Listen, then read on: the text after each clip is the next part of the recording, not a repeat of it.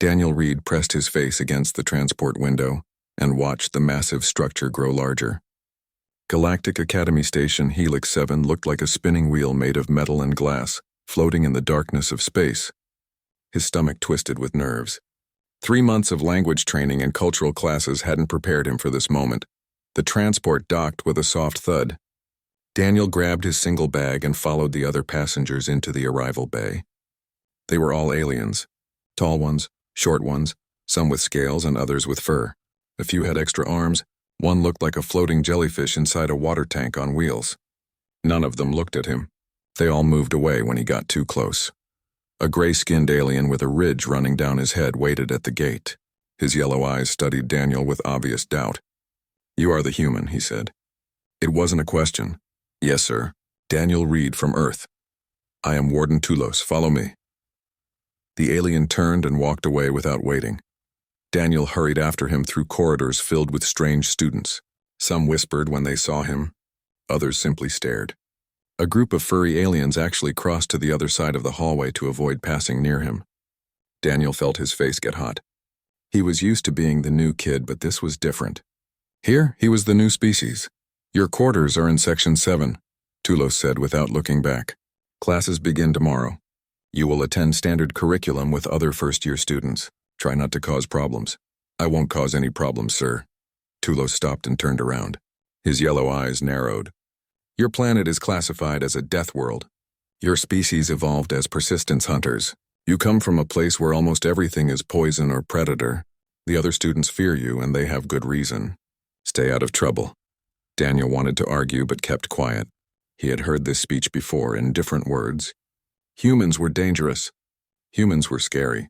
Humans came from a planet that would kill most other species in days. It didn't matter that Daniel had never hurt anyone in his life. It didn't matter that he liked animals and helped his little sister with homework. He was human, so he was a threat. His room was small but clean. One bed, one desk, one window looking out at the stars. Daniel dropped his bag and sat on the bed. The mattress was too hard and smelled strange. He pulled out his phone and looked at the last picture his family sent. His mom, dad, and little sister Amy all smiling at the camera. Amy had written, "Come back soon," on a piece of paper she held up. Daniel felt a lump in his throat. The next morning, Daniel found his first class after getting lost twice. The other students were already sitting down when he entered. Every head turned to look at him. The room went silent. Daniel saw an empty seat in the back and walked toward it. The alien student sitting next to it immediately grabbed her bag and moved to a different desk. Professor Halvek was a tall being with 4 arms and skin that changed colors. He taught xenobiology, the study of alien life forms. Daniel tried to focus on the lesson, but he kept noticing how the other students glanced at him nervously. During group work, nobody wanted to be his partner. He ended up working alone. Lunch was worse. The cafeteria was huge and loud, filled with hundreds of students from dozens of worlds. Daniel got his food from a machine that asked what kind of biology he had, and then produced something that looked almost like a sandwich. He stood with his tray looking for somewhere to sit. Every table he approached suddenly became full. Students turned their backs or pretended not to see him. He finally sat alone at a table in the corner. The food tasted like cardboard, but he ate it anyway. A female alien with orange fur and large eyes sat down 3 tables away. She kept glancing at him while talking to her friends. Daniel heard the word human several times. They were definitely talking about him. After lunch, Daniel had time before his next class. He decided to explore the station. Most areas were off-limits to first-year students, but the observation decks were open. He took a lift to level 12 and walked out onto a platform with a clear dome overhead. Space stretched out in every direction, filled with stars and distant nebulas. For a moment, Daniel forgot about being lonely. Beautiful, isn't it? Daniel turned around. The orange-furred alien from the cafeteria stood a few feet away. Up close, he could see she had white stripes on her arms and her eyes were bright green. "Yeah," Daniel said carefully. "It is. I am Nira," she said. "I should apologize. At lunch, I was talking about you with my friends. It was rude. It's okay. Everyone's been doing it all day." Nira's ears flattened against her head. "We have heard stories about humans. About your world. They say your planet has storms that can level cities and animals that hunt in packs. They say humans can run for hours without stopping and track prey across continents. I can barely run a mile, Daniel said with a weak smile. And the most dangerous thing I ever tracked was my cat when she got out of the house. Nira tilted her head.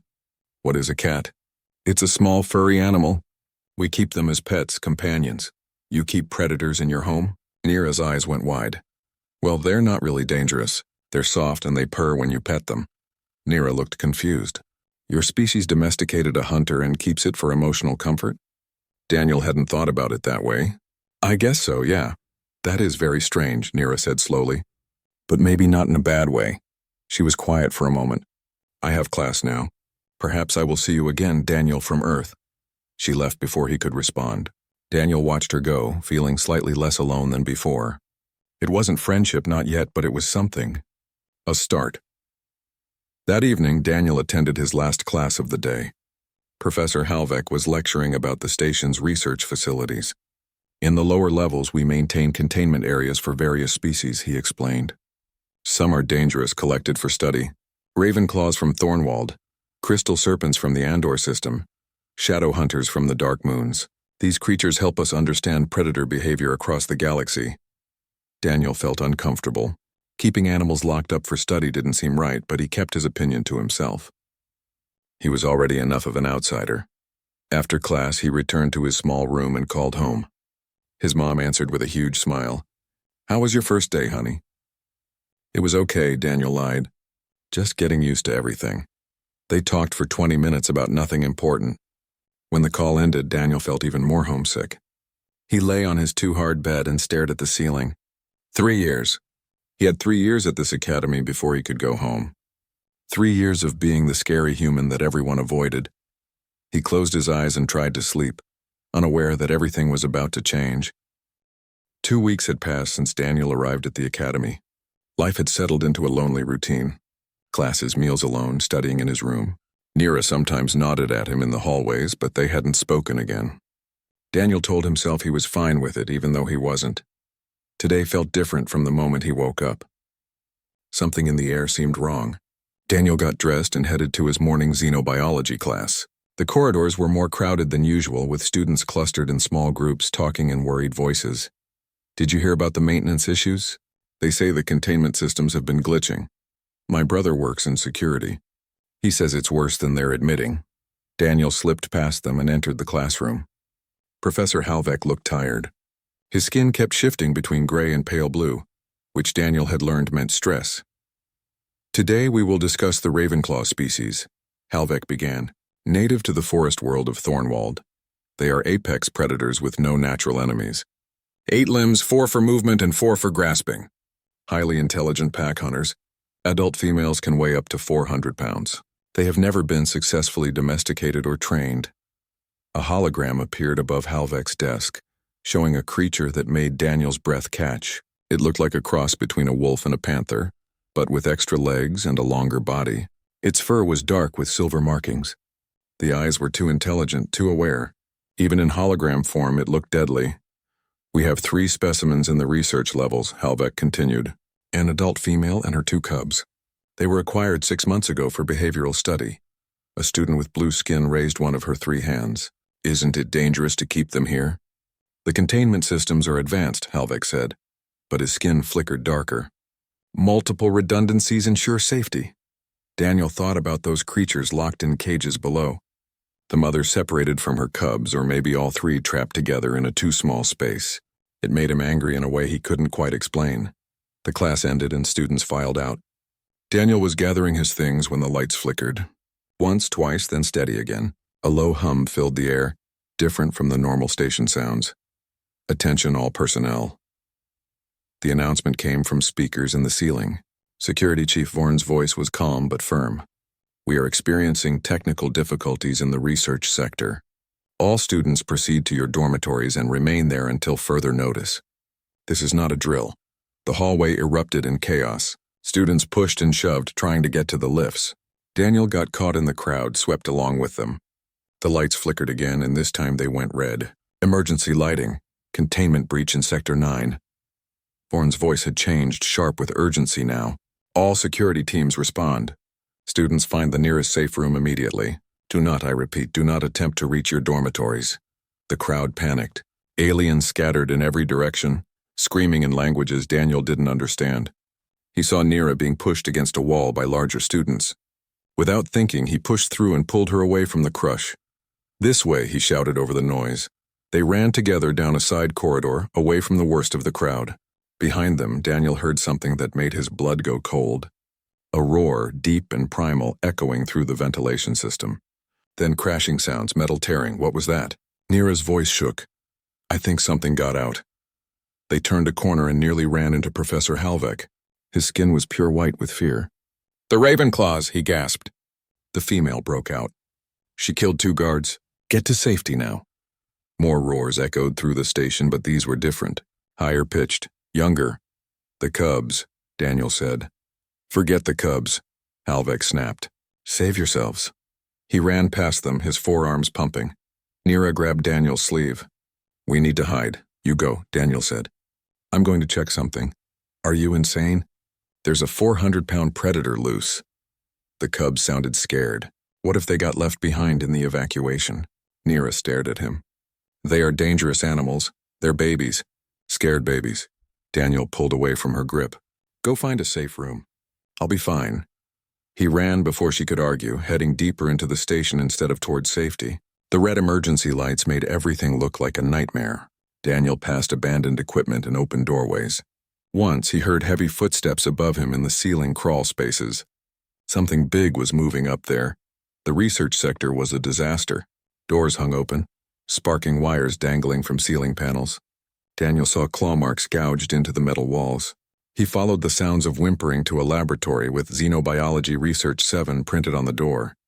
Inside, the room was a mess. Overturned tables, shattered glass, papers everywhere. And in the corner, huddled behind an overturned cabinet, were 2 small shapes. The Ravenclaw cubs were much smaller than their mother, maybe 30 pounds each.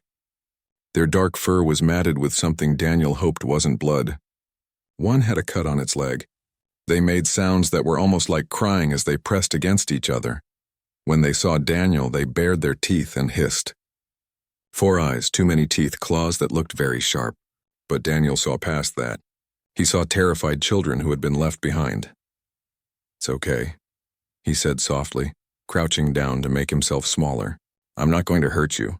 The cubs didn't believe him. They hissed louder, trying to make themselves look bigger. Daniel sat down on the floor several feet away from them. He moved slowly, keeping his hands visible. His dad had taught him this when dealing with scared animals on their farm. You're hurt, he said to the one with the cut leg. That looks like it stings. Time passed. Daniel didn't move closer, didn't make sudden gestures. He just sat and talked quietly about nothing important. About his sister Amy and her collection of stuffed animals. About his dog back home named Copper. About missing his mom's cooking. Eventually, the cubs stopped hissing. Their ears, which had been flat against their heads, slowly rose. The uninjured one took a tentative step forward. Daniel stayed still. Another step. Then another. The cub sniffed at his hand. Its nose was cold and wet, just like a dog's. After a moment, it didn't pull away. There we go, Daniel whispered. See, I'm not scary. The other cub, the injured one, made a soft sound. Not a hiss this time, but something else, almost questioning. Yeah, I see you too, Daniel said. Let me look at that leg, okay? He spent the next few minutes gaining their trust, moving inch by inch closer, letting them smell him, touch him with their strange paws. Finally, he was able to examine the injured cub's leg. The cut wasn't deep, but it needed cleaning. Daniel found a first aid kit on the wall. The instructions were in 3 languages, but the pictures were clear enough. He cleaned the wound while the cub squirmed. Its sibling watched closely, growling protectively. I know, Daniel murmured, but infection is worse than a little sting. When he finished, both cubs seemed calmer. Daniel found emergency rations in a cabinet and offered them some. They ate hungrily, making satisfied sounds between bites. Somewhere in the distance, metal shrieked. The mother was still hunting through the station. Still searching. She's looking for you, Daniel realized. You're what she wants. The cubs pressed against him, one on each side. They were warm and solid, and they smelled like wet fur and something spicy he couldn't identify. Daniel put his arms around them carefully, ready to pull back if they objected. They didn't. Instead, they settled closer, What am I doing? Daniel asked himself. He was sitting in an abandoned lab, hugging two alien predator cubs while their mother tore through the station. This was insane, but he couldn't leave them. Wouldn't leave them. We need to find somewhere safer, he told the cubs. Can you walk? The injured one limped but could move. Daniel led them deeper into the research sector, away from the main corridors. He found a small storage room with a door that's still locked. Inside were supplies, shelves of equipment, and enough space for the three of them. Daniel secured the door and made a nest of lab coats and emergency blankets in the corner. The cubs curled up immediately, exhausted. Within minutes, they were asleep, their sides rising and falling. Daniel sat with his back against the wall, watching them. His heart was pounding. He had hidden himself and two dangerous predators from security, from the academy, from everyone. If anyone found them, he would be in massive trouble. They might even send him back to Earth. But looking at the sleeping cubs, Daniel couldn't make himself regret it. They had needed help, and no one else had stopped to give it. Outside, the mother's roars grew louder. Hours passed in the small storage room. Daniel dozed fitfully, jerking awake at every sound. The cubs slept deeply, occasionally twitching in their dreams. The injured one had stopped limping, which was a good sign. Daniel checked the bandage twice to make sure it was holding. Around what he guessed was evening, the cubs woke up hungry. They made soft chirping sounds and pawed at Daniel's legs. He dug through the storage cabinets until he found more emergency rations. The packaging said they were nutritionally balanced for carnivorous species. He hoped that was close enough. The cubs ate eagerly, their small, sharp teeth making quick work of the dense food bars. When they finished, they looked at Daniel expectantly. He laughed despite their situation. Sorry, that's all for now. We need to make it last. One of the cubs, the uninjured one, bumped its head against Daniel's hand. He scratched behind its ears, and it made a rumbling sound deep in its chest. Almost like a purr. The other cub wanted attention too, pushing its way under Daniel's other hand.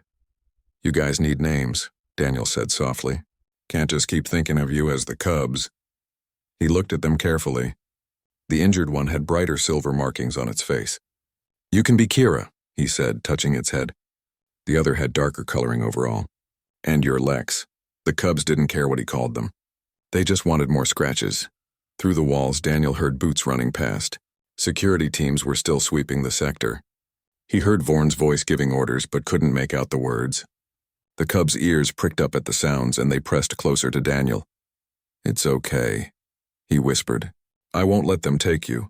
But what was his plan? He couldn't hide here forever. Eventually, someone would find them. And what about the mother?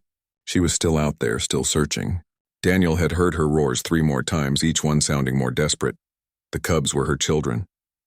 She had probably been captured while trying to protect them, taken from her home world, locked in a cage, separated from everything she knew. And now her babies were missing. Daniel couldn't imagine the fear and rage she must be feeling. We need to find her, he told the cubs. We need to get you back to your mom. Kira tilted her head, and Daniel could swear she understood. Maybe not the words, but the intent behind them. The next few hours were tense. Daniel listened at the door, trying to figure out when the corridors were clear. The cubs napped on and off, conserving energy. Around midnight, by Daniel's estimate, things finally got quiet. No more running boots. No more shouted orders. He cracked the door open and peered out. The emergency lights were still on, bathing everything in red.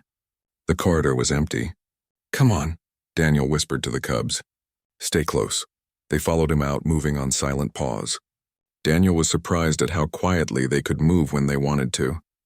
He led them through the research sector, trying to remember the station layout from his student orientation. The ventilation system ran through the whole station. If the mother was using it to move around unseen, maybe he could use it to find her. Daniel found an access panel and pried it open. Cold air rushed out, carrying strange scents. The cubs immediately got excited, their noses working. They smelled something. Is it her? Daniel asked. Can you smell your mom? Lex pushed past him and jumped into the ventilation shaft. Kira followed immediately. Daniel had no choice but to climb in after them. The metal shaft was cramped and cold. He had to crawl on his hands and knees, following the cubs as they navigated the maze of passages. They climbed up, then across, then down. Daniel lost all sense of direction. His knees hurt from the metal and his shoulders ached from staying hunched over. but the cubs knew where they were going. They moved with purpose now, occasionally stopping to sniff the air. After what felt like hours but was probably only 30 minutes, the cubs stopped at a junction where 3 shafts met. They made excited chirping sounds, their tails swishing back and forth. Daniel heard it then. Breathing, heavy and slow, coming from the left shaft. Something big was in there, and it was close. The cubs didn't hesitate. They scrambled forward, disappearing into the darkness. Daniel's heart raced. This was it. The mother was right there. He crawled forward slowly, giving his eyes time to adjust. The shaft opened into a larger maintenance space, some kind of air circulation hub, and there, lying in the center surrounded by torn metal and sparking wires, was the Mother Ravenclaw. She was massive. The hologram in class hadn't done her justice. 8 powerful limbs, muscles rippling under dark fur, teeth that looked like they could bite through steel. She was covered in wounds, bleeding from several places where she had forced her way through barriers. The cubs ran to her, making happy sounds. She immediately began licking them, checking them over, making deep rumbling noises in her chest. It was such a motherly gesture that Daniel felt tears sting his eyes. Then she noticed him. Her head snapped up and those intelligent eyes locked onto Daniel. He froze, his whole body going rigid with primal fear. This was a predator, a real one, and he was trapped in a small space with no way out. The mother rose to her feet, placing herself between Daniel and the cubs. A low growl rumbled from her throat. The cubs chirped at her, pushing against her legs, but she didn't take her eyes off Daniel. "I didn't hurt them," Daniel said, his voice shaking. "I helped them. The injured one, Kira, I cleaned her cut. I fed them. I kept them safe." The mother took a step forward. Then another. She was close enough now that Daniel could smell her, a wild smell like thunderstorms and deep forests. "Please," Daniel whispered. "I know you don't understand me, but I promise I'm not a threat. I just wanted to help." The mother's nose touched his face, sniffing carefully. Daniel stayed perfectly still, barely breathing. This was how he died, probably. Killed by an alien predator in a ventilation shaft. At least his family would never know the stupid details. But the killing blow didn't come. Instead, the mother made a different sound. Softer, almost questioning. She sniffed him again, more thoroughly this time. His hands, his clothes, his hair. The cubs pressed against Daniel from behind, rubbing their faces on his back. The mother could smell them on him. Could smell that he had been close to them for hours, that they trusted him. Slowly, carefully, the mother backed up a step. The growling stopped. She looked at her cubs, then at Daniel, then back at her cubs. Something shifted in her expression. Daniel couldn't read alien facial features well, but he thought maybe it was understanding. "They're good cubs," Daniel said softly. "You raised them well." The mother settled back down, and the cubs immediately piled on top of her. But she kept watching Daniel, those sharp eyes never leaving him. After a long moment, she made a low sound. Not aggressive. Almost like an invitation. Daniel didn't know what possessed him, but he slowly crawled closer. The mother tensed but didn't growl. He sat down a few feet away, close enough to reach out and touch her if he wanted. He didn't. That seemed like pushing his luck too far. They sat in silence for a while. The cubs dozed between them, comfortable with both the human and their mother nearby. Daniel's fear slowly faded, replaced by something else. "Wonder, maybe. Or respect. We can't stay here," he finally said. "Security will find us eventually. And when they do, they'll try to put you back in that cage. Or worse." The mother's eyes narrowed at his tone. She understood danger, even if not the words. "I don't know how to fix this," Daniel admitted, "but I'm going to try. You saved them once by getting them away from wherever you came from. Now I need to save all 3 of you." He pulled out his student tablet, which somehow still had battery. The station network was locked down, but he could access basic functions. He pulled up a map of the station, studying it. "There has to be a way," he muttered. Lex woke up and crawled over to Daniel, curling up in his lap. The cub was heavy and warm. Kira joined moments later, and Daniel found himself with 2 alien predators using him as a pillow while their mother watched. In any other situation, this would be insane, but somehow in this moment it felt right. These weren't monsters. They were a family, and family protected each other. Daniel just had to figure out how to convince everyone else of that before security found them and started shooting. Daniel must have fallen asleep because he woke to the sound of boots on metal. Lots of boots moving in formation. Security teams were doing another sweep and they were getting close. The mother heard them too.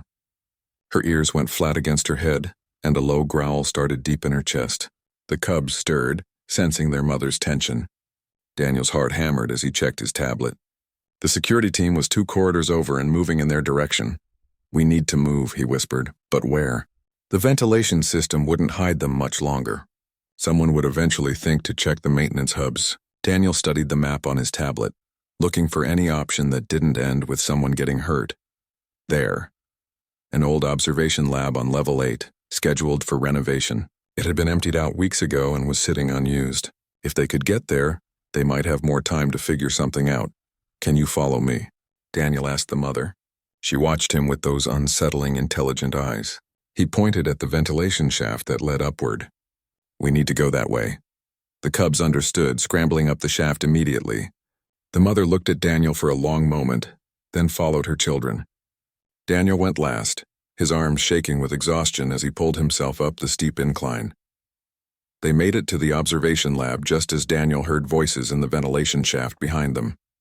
He sealed the access panel and looked around frantically.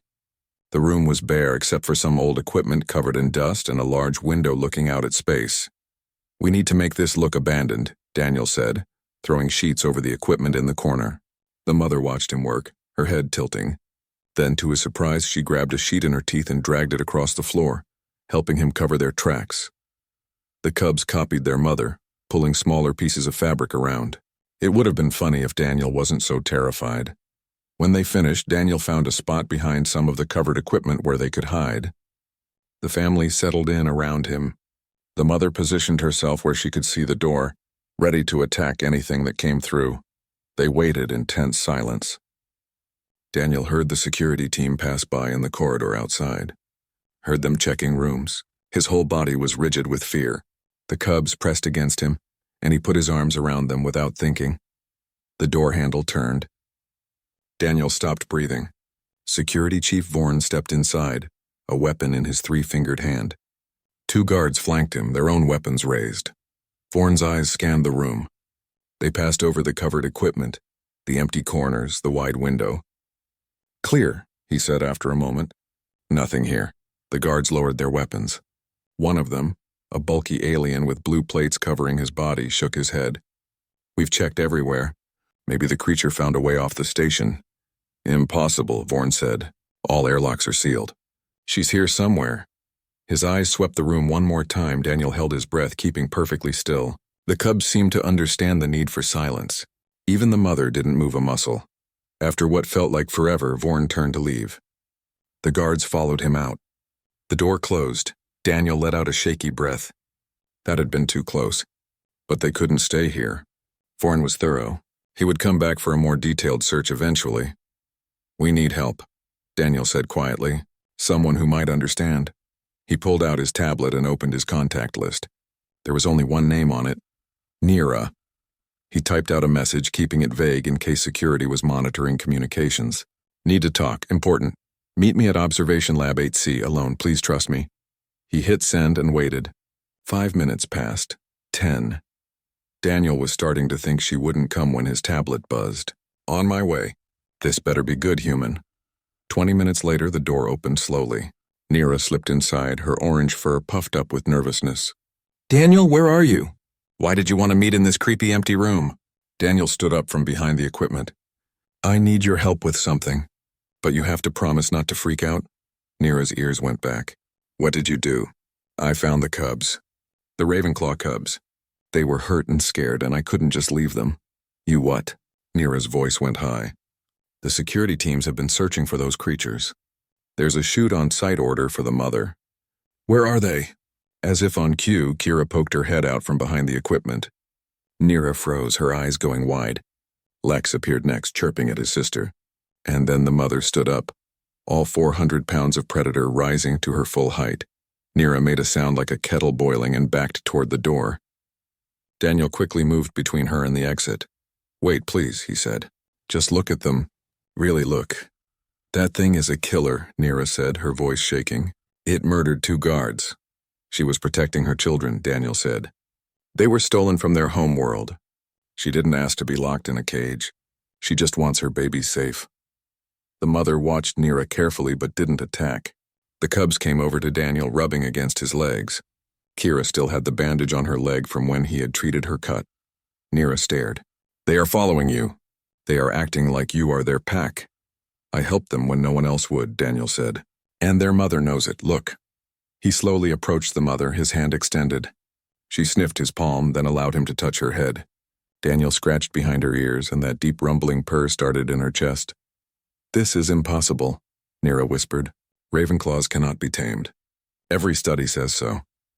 Maybe they never tried treating them like intelligent beings instead of specimens," Daniel said. "She understands more than we think. Watch." He pointed at the cubs. "Kira, Lex, come here." The cubs trotted over immediately. The mother watched but didn't interfere. "Sit," Daniel said, using a hand gesture. The cubs looked confused. He gently pushed on their hindquarters, guiding them into sitting positions. When they did it, he gave them each a piece of his ration bar. "Good. You are training them," Nira said, her voice filled with disbelief. "I'm communicating with them. There's a difference." Daniel looked at his friend. "Nira, we need help. Security is going to find us eventually, and when they do, they'll kill the mother and probably put the cubs back in containment. I can't let that happen." "What do you want me to do?" Nira asked. "I am just a student. Go to Warden Tulos, tell him I want to negotiate. Tell him the Ravenclaw family is safe and calm, but only because I'm here. If security storms in with weapons, people will die. He will never agree to that. He will if the alternative is more dead guards and a destroyed station." Daniel's voice was firm. "These are intelligent creatures, Nira. They deserve better than cages and experiments." Nira looked at the family. The cubs were playing now, rolling around on the floor like puppies. The mother watched them with obvious affection. It was hard to see them as monsters when they acted so much like any family. "Okay," Nira finally said. "I will try. But Daniel, if this goes wrong, you could be expelled. Or worse." "I know." Nira left, and Daniel was alone with the Ravenclaws again. He sat down on the floor, and the cubs immediately climbed into his lap. The mother settled nearby, close enough that Daniel could feel her warmth. "I hope I'm doing the right thing," he said to her. "Your species and mine were both predators, both from dangerous worlds. Maybe that's why I understand you. Or maybe I'm just an idiot human who should have stayed in his room." The mother made a soft sound, almost like a chuckle.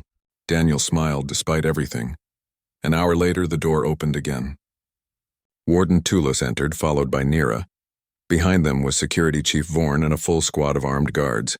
They all stopped dead when they saw Daniel sitting calmly with the Ravenclaw family around him. "Hello," Daniel said, his voice steadier than he felt. "I think we need to talk." The mother rose to her feet, positioning herself protectively. The cubs pressed against Daniel's sides. Every weapon in the room pointed at them. "Nobody shoot," Tulos ordered. His skin was pure white with shock. "Someone explain what I am seeing." "Communication," Daniel said simply. "Respect, trust. Everything that should have happened before you locked them in cages."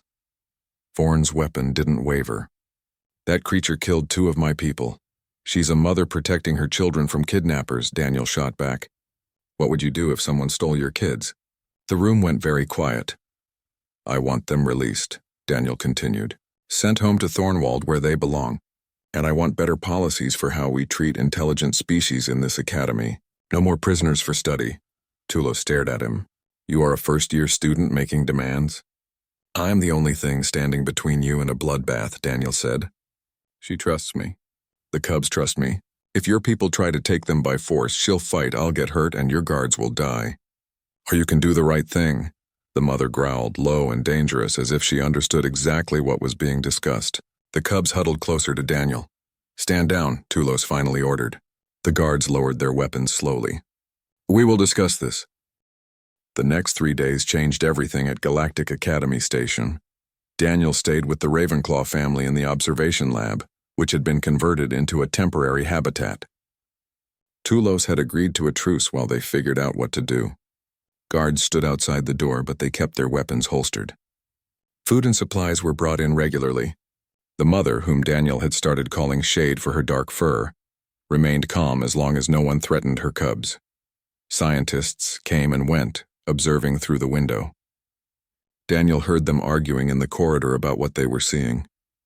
It went against everything they thought they knew about Ravenclaws. Professor Halvek spent hours watching Shade interact with Daniel. His skin cycled through colors Daniel had never seen before, which apparently meant intense curiosity. On the third day, he entered the lab himself, moving very slowly with his forearms spread to show he held nothing. Shade tensed immediately. The cubs hid behind Daniel, peeking out at the professor. Daniel stood up, positioning himself between Halvek and the family. "I mean no harm," Halvek said quietly. "I just want to understand." "Understand what?" Daniel asked. "How you did this. How you formed a bond with a species that has resisted every attempt at peaceful contact." Halvek moved closer, his eyes on Shade.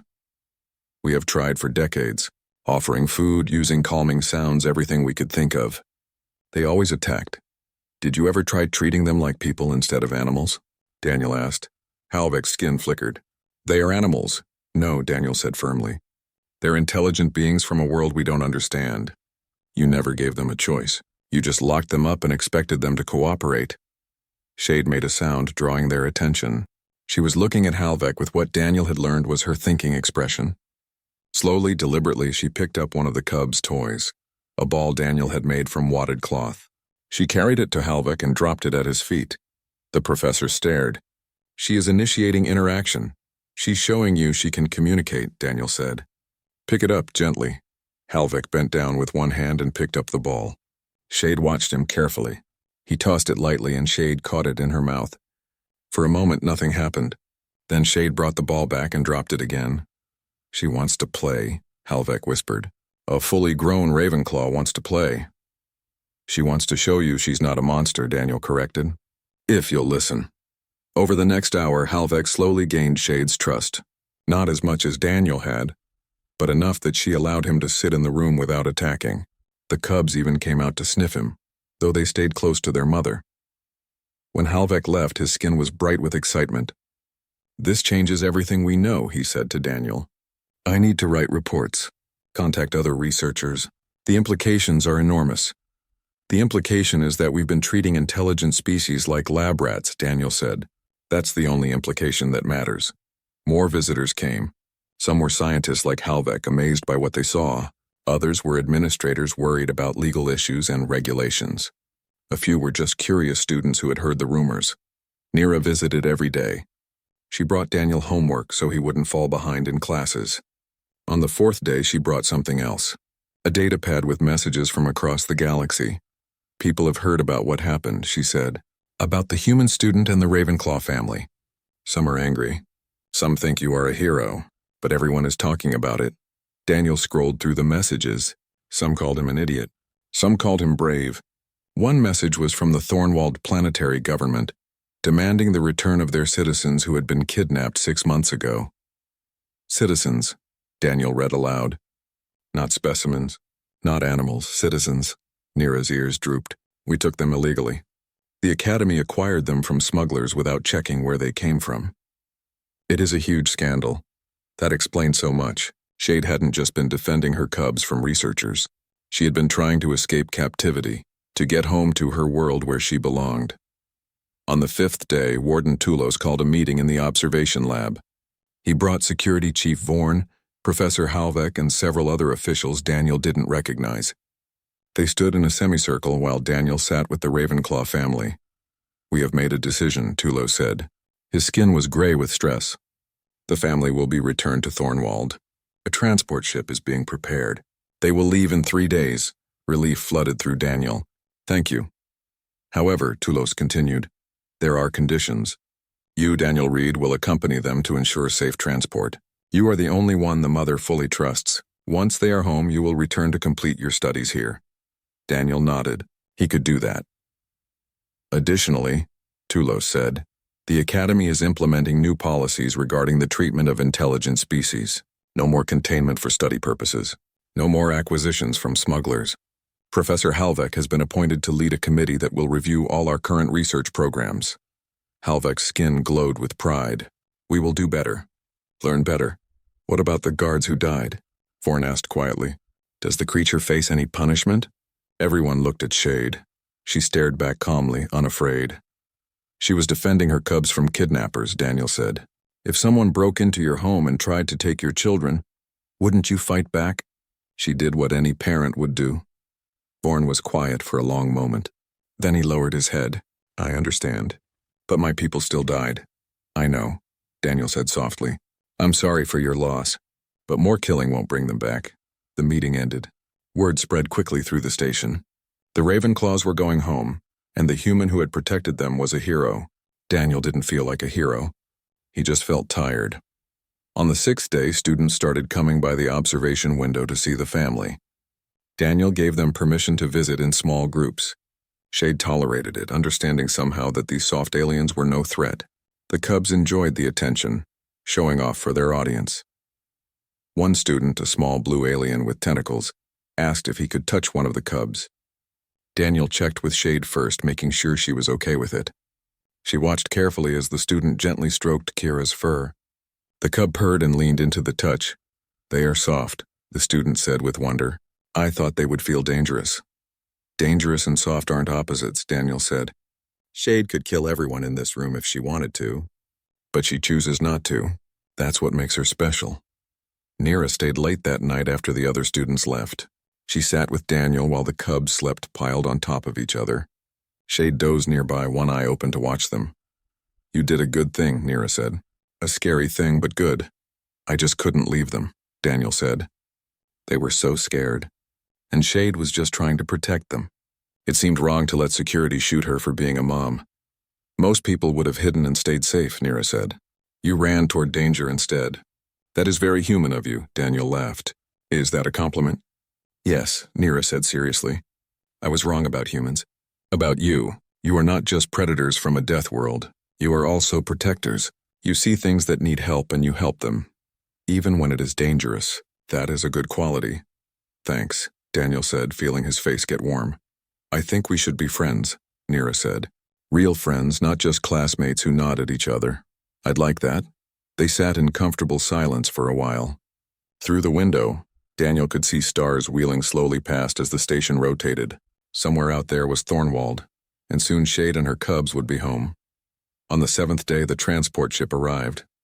It was a small vessel designed for biological cargo, with a large containment area that had been modified to be comfortable rather than restrictive. Soft floors, climate control, plenty of space to move around. Daniel walked through the station with the Ravenclaw family following him. Students lined the corridors, watching in silence. Some looked scared. Some looked amazed. All of them watched as a human led 3 apex predators through their home like it was the most natural thing in the world.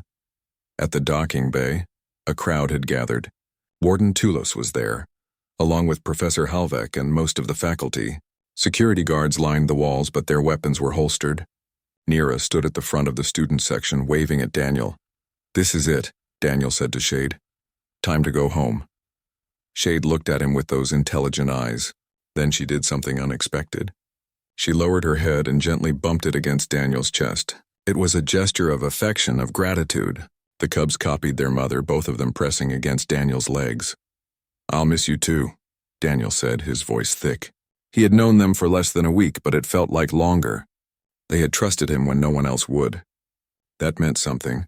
The family boarded the transport. Daniel followed, settling into his assigned seat near the cargo area where they would be. The cubs explored the ship excitedly. Shade checked every corner, making sure it was safe. As the ship prepared to launch, Daniel looked out the window at the station, at all the faces watching them leave. A week ago, he had been the lonely human that everyone avoided. Now he was the human who had changed everything. The engines fired and they pulled away from the station, heading for a forest world where a family could finally be free. The journey to Thornwald took 6 days. Daniel spent most of that time with the Ravenclaw family in the cargo area, which was more like a mobile habitat than a cage. The ship's captain, a friendly alien with green scales and too many fingers, brought meals 3 times a day and checked that everyone was comfortable. Daniel used the time to learn more about how Shade communicated. She had a whole range of sounds that meant different things. Short chirps meant attention or alertness. Low rumbles meant contentment. Sharp barks meant danger or displeasure. The cubs were still learning their own vocal range. often making sounds that seemed random until Shade corrected them with gentle nips. By the third day, Daniel had worked out a basic system of communication using hand signals combined with Shade's natural sounds. Point at food and make a questioning noise. She would nod or shake her head. Point at the cubs and pat his lap. They would come over for attention. It wasn't language exactly, but it was understanding. "You are a natural xenolinguist," the captain told him when he explained what he was doing. "Most beings never think to learn how other species talk. They just assume everyone should speak their language." "Seems rude," Daniel said. "She's intelligent. She deserves to be heard." On the fifth day, the ship's computer alerted them that Thornwald was visible. Daniel pressed his face to the window and stared at the planet below. It was mostly green, with vast forests covering the continents. White clouds swirled across blue oceans. It looked a bit like Earth, actually. Beautiful and alive. Shade came to stand beside him, looking out at her home world.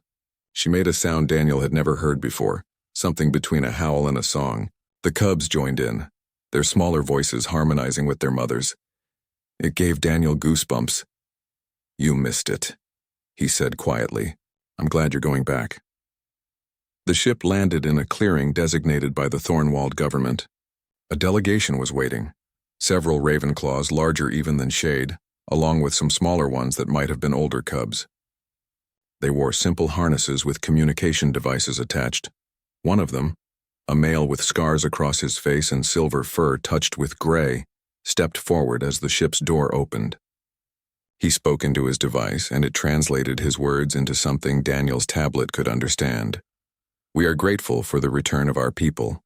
The one called Shade and her cubs were taken from us many months ago. We thought them dead. They're alive," Daniel said through his own tablet's translator, "and they're ready to come home." He walked down the ramp and the Ravenclaw family followed. The moment Shade's paws touched the grass of her home world, she stopped and just stood there. The cubs tumbled past her, rolling in the grass and making excited sounds. Shade tilted her head back and made that howling song again, louder this time. The waiting Ravenclaws answered her call. Their voices rose together in a chorus that echoed across the clearing. It was celebration, Daniel realized. Pure joy at having their family back. The scarred male approached Shade carefully. They touched noses, then foreheads, making soft sounds to each other. The cubs ran to the other Ravenclaws, who greeted them with gentle nips and licks. This was their pack, their community. The family they had been stolen from. Daniel felt like an intruder on this reunion. He stepped back, giving them space. But Shade turned and looked at him. She left her pack and came back to where Daniel stood. The cubs followed their mother. Shade pressed her head against Daniel's chest again, that gesture of affection she had given him once before. The cubs rubbed against his legs, purring. Daniel put his arms around them, feeling his eyes burn with tears. "I'm going to miss you," he said. "Take care of each other, okay?" The scarred male approached with his translator active. "What did you do to earn such trust from Shade? She was always fierce, even among our own kind. Yet she treats you as pack." "I helped her cubs when they were scared," Daniel said. "And I treated her with respect." "That's all?" "That is not all," the male said. His eyes, so similar to Shade's, studied Daniel carefully. "You risked your safety for strangers from another world. That is the mark of a strong soul. We will remember the human named Daniel Reed." He touched his translator, adjusting something. "This is keyed to Shade's signature. If you ever need to contact her, use this frequency. She wishes to maintain connection with you." Daniel took the small device the male offered. "Really? She wants to stay in touch?" "Bonds formed in hardship do not break easily," the male said. "You are part of her pack now, even if you walk on 2 legs instead of 8. The goodbye took longer than Daniel expected. The cubs kept running back to him for more scratches. Shade stood close, as if reluctant to let him leave. Finally, the ship's captain gently told Daniel they needed to depart before dark. Daniel gave each cub one final hug. He touched Shade's face, and she closed her eyes, leaning into his hand. "Be happy," he told her. "Be free." He walked back to the ship, forcing himself not to look back. If he looked back, he might not be able to leave. As the ship lifted off, Daniel finally allowed himself to watch through the window. The Ravenclaws were moving toward the forest, Shade and her cubs surrounded by their pack. Before they disappeared into the trees, Shade turned and looked up at the ship. Daniel raised his hand in farewell. The journey back to the academy was lonely. Daniel had gotten used to the cubs sleeping on him at night and Shade's comforting presence. The cargo area felt too empty, too quiet, but he had done the right thing. They were home now, where they belonged. When the ship docked at the academy 3 days later, Daniel expected a quiet return. Instead, the docking bay was filled with students. They burst into applause when he stepped off the ship. Daniel stood there, confused and embarrassed, as hundreds of aliens cheered for him. Nira pushed through the crowd and grabbed his arm. "You are famous now. Everyone has been talking about you. They are calling you the Bridge Builder." "That's a weird nickname," Daniel said. "It is a good nickname," Nira corrected. "You built a bridge between species that everyone thought could never connect. You showed us that understanding is possible if we try." Warden Tulos approached, his skin cycling through colors that Daniel had learned meant approval. "Welcome back, Daniel Reed. Your actions have brought significant attention to this academy. The Galactic Council has expressed interest in your methods. They wish to study how you formed bonds with a species previously thought impossible to communicate with." "I just treated them like people," Daniel said for what felt like the 100th time. "That's all?" "That is precisely what makes it remarkable," Tulos said. "Most beings forget that simple truth. You remembered it." Classes resumed, but everything was different now. Students who had avoided Daniel before now sought him out. They asked questions about Shade and the cubs, about Thornwald, about how he had stayed calm in such a dangerous situation. Daniel answered as best he could, though he still didn't feel like a hero. Professor Halvek asked Daniel to guest lecture in his xenobiology class. Daniel stood in front of a room full of students and talked about his week with the Ravenclaw family. He showed them videos he had taken on his tablet. Shade playing with her cubs, the cubs learning to respond to simple signals. The moment when Shade had trusted him enough to let him scratch behind her ears. "The most important thing I learned," Daniel told the class, "is that intelligence comes in many forms. Shade couldn't speak my language, but she understood complex ideas. She knew I had helped her cubs. She chose to trust me based on my actions, not my words. That's sophisticated thinking. We need to remember that when we study other species." A student raised one of her 3 hands. "But how did you know she would not kill you?" "I didn't," Daniel admitted. "I was terrified. But I thought about what I would want if I was in her situation. I would want someone to help my family. So that's what I did."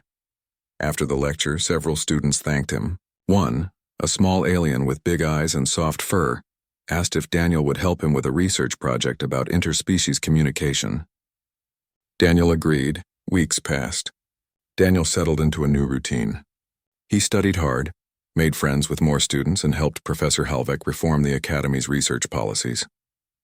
No more cages, no more treating intelligent beings like objects.